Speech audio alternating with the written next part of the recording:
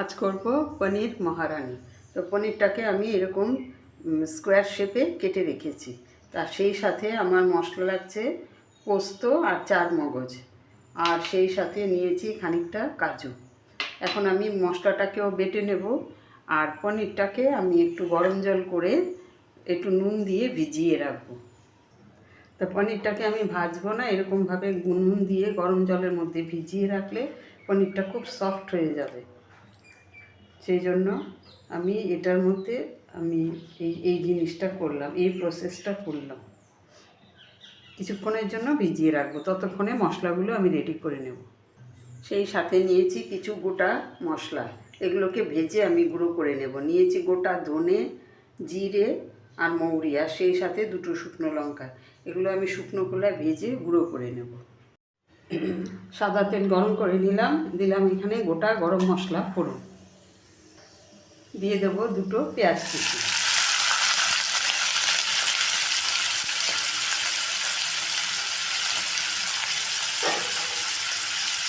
একটু ভেজে নেব।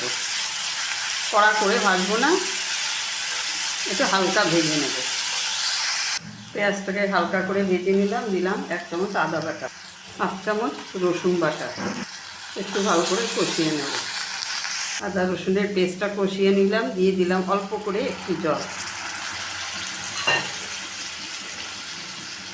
4টে চেরা কাঁচা লঙ্কা, দিয়ে দিলাম কাজু, পোস্ত আর চার মগজ বাটা।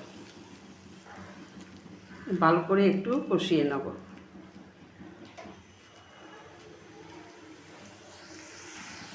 এক চিমটি হলুদ গুঁড়ো, একটু লঙ্কার গুঁড়ো, আর একটু ভালো করে কষিয়ে নেব। এখন দিয়ে দেবো ফেটানো টক দই। এই অবস্থায় গ্যাসের ফ্লেমটাকে আমি লো করে দিয়েছি, দিয়ে যাতে দইটা ফেটে না যায়। আর দইটাকে আমি চিনি দিয়ে একটু ফেটিয়ে নিয়েছি, আলাদা করে যাতে আমাকে আর চিনি দিতে না হয়। আবারও একটুখানি কষিয়ে নেব। এখন দেব ভেজে গুঁড়ো করে রাখা মশলার গুঁড়োটা। সমস্ত মশলা দেওয়া হয়ে গেছে, এখন দেব নুনটা ভালো করে মিশিয়ে নেব। মশলা ভালো করে কষানো হয়ে গেছে, তেল ছাড়তে শুরু করেছে। এখন আমি যে গরম জল আর নুন দিয়ে পনিরটাকে ভিজিয়ে রেখেছিলাম সেইটা দিয়ে দিলাম, দিয়ে একটুখানি মিশিয়ে নেব।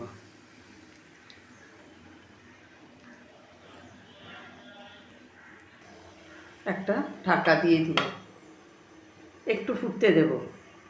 ভালো করে ফুটে গেছে, এখন দিয়ে দেবো ভেজে রাখা বাকি মশলা, দিয়ে আবারও ভালো করে মিশিয়ে নেব। এখন দেব খানিকটা কাসুরি মেথি। কাসুরি মেথিটা আমি ভেজে গুঁড়ো করে দিয়েছি। ভেজে গুঁড়ো করে দিলেই এটার স্মেলটা ভালো হয়। ভেজে গুঁড়ো করে এটার মধ্যে দিয়ে দিলাম। তো পনির মহারানি কমপ্লিট, এবার আমি নামিয়ে নেব। তৈরি হয়ে গেল পনির মহারানি। তো এইরকম একটা রেসিপি যদি সামনেই পুজো আসছে, পুজো স্পেশালের জন্য যদি রাখা যায় তাহলে তো খাওয়াটা ভালো হবে। কারণ আমাদের আনন্দও যেমন চাই, আবার বাঙালির ভুরিভোজও সেরকমই চাই। কারণ আমাদের খাদ্য তালিকার মধ্যে সেরা সেরা রেসিপিগুলি যদি থাকে তাহলে তো আনন্দটা আরও দ্বিগুণ বেড়ে যায়। তো আপনাদের কাছে কেমন লাগলো অবশ্যই আমাকে একটা কমেন্ট করে জানাবেন। আর আমার এই রেসিপিটা যদি আপনাদের ভালো লাগে, যদি ইউটিউব থেকে দেখেন, তাহলে চ্যানেলটাকে একটা সাবস্ক্রাইব করার অনুরোধ রইল। আর ফেসবুক থেকে যদি দেখেন, চ্যানেলটাকে ফলো করার অনুরোধ রইল। তো এইটাকে আমি পুজো স্পেশাল হিসাবেই রাখলাম। তো আজ এই পর্যন্তই, আবার নেক্সট কোনো রেসিপি নিয়ে কথা হবে। সবাই ভালো থাকবেন, সুস্থ থাকবেন।